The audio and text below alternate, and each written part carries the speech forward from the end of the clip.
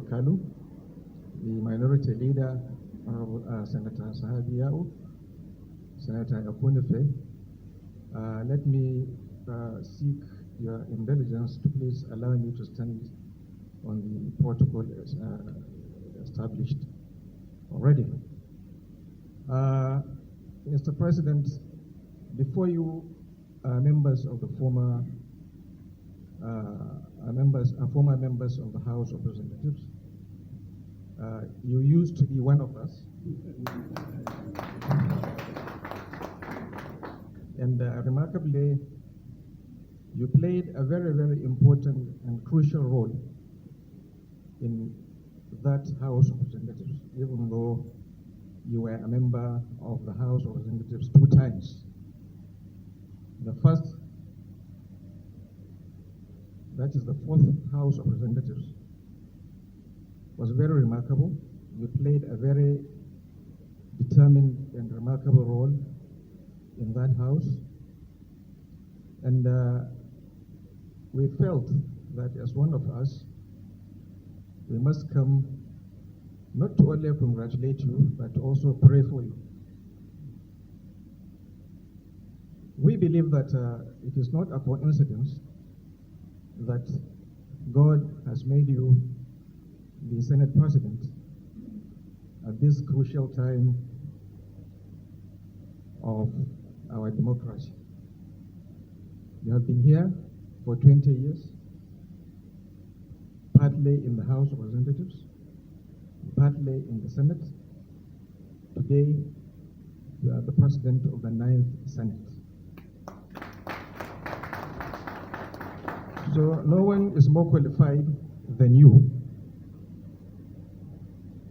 to be the Senate President and the #1 in this National Assembly. It's remarkable that we managed to gather our colleagues you have seen here between yesterday evening and this afternoon. And everybody was excited and exhilarated to learn that we are coming here to see you.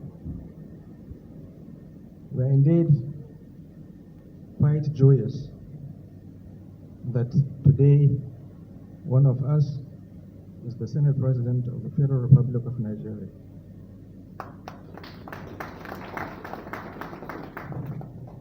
Before your election into the office of the Senate President, most of us were feeling debilitated politically. But now we have a sense of protection. We are sure you are going to protect us. And let me hasten to say that you are becoming the Senate President is an attestation of your leadership qualities. Leadership is a very challenging position. Anybody who has found himself in the position you have found yourself today must not only be happy, but he must also entertain some measure of unhappiness, because as our Sheikh Usman Amfodio said to us, see, the worst situation for any man is to become a ruler. But once one happens to be a ruler, he must be both a lion and a fox. So, Mr. President, leadership is a very crucial undertaking. And our advice to you is that God has given you this position for you to exercise the greatest acceptance, the greatest tolerance, and the greatest consideration. Nigeria is a diverse country, multi-ethnic, multi-religious, multi-everything. And I'm sure in the 20 years you have been here, you have learned quite a lot. You have learned particularly to manage people and resources.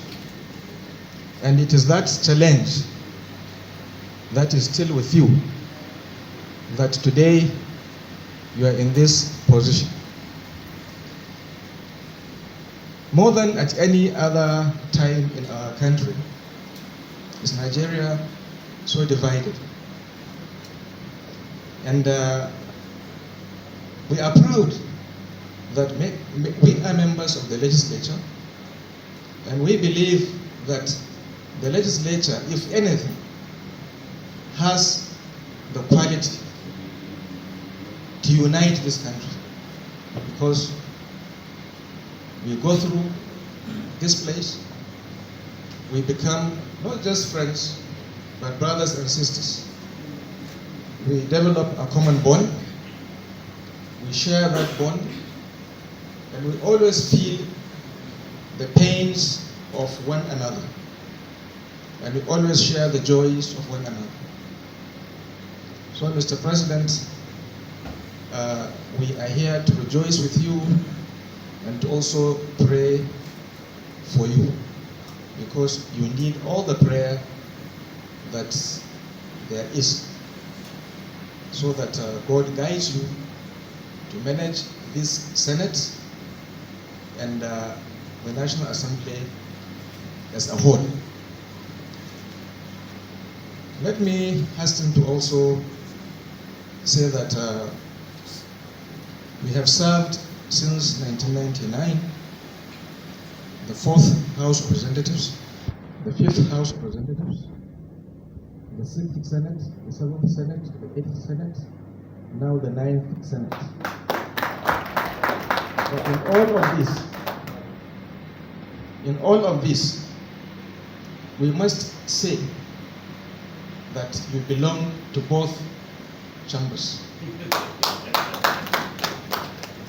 And therefore, this duty imposes on you, imposes on you the duty and the obligation to take care of everybody who has been through this National Assembly. Because, as I say, you are one of the oldest members of this National Assembly. In fact, 2 of you remained, one in the House and here you are. When we started in 1999, today we only have 1 member in the House of Representatives who has been in the House, and he is today, and he is now in the Senate. So we have only 2 of them. So there is this onus on you to feel responsible for all the past Houses of Representatives and Senate. It is a very, very arduous undertaking. So this demands of you to be patient with us, to tolerate us.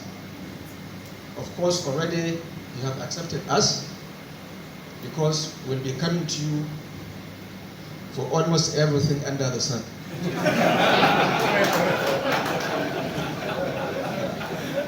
Some of us are not here with you. Some of us have gone to the great beyond. We have lost Honorable Celestine Oganze. We have lost Honorable Foster. We have lost Honorable Andy Clement. We have lost Honorable Abdul Haramashi, Adamu Degri, and a lot of other members who have gone to the great beyond. Please let me ask that we observe a minute silence in their honor. May God, may their souls rest in peace. Please, can we observe a minute silence?